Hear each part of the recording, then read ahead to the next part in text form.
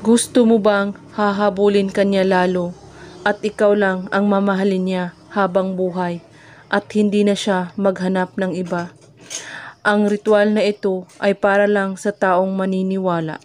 Ang kailangan sa ritual na ito: papel, panulat, plastik, isang butil na bawang.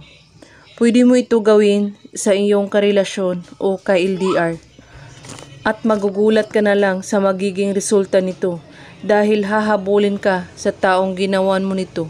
Kailangan magfo-focus po kayo sa paggawa nito at buo ang inyong paniniwala sa paggawa at walang ibang iniisip at pagdududa. At ihanda mo ang iyong sarili. Kunin mo ang bawang at balatan mo ito. At pagkatapos, isulat mo sa papel ang pangalan at apelyido niya ng 7 beses.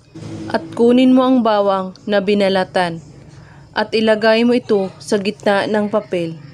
At pagkatapos, banggitin mo ang pangalan at apelyido niya.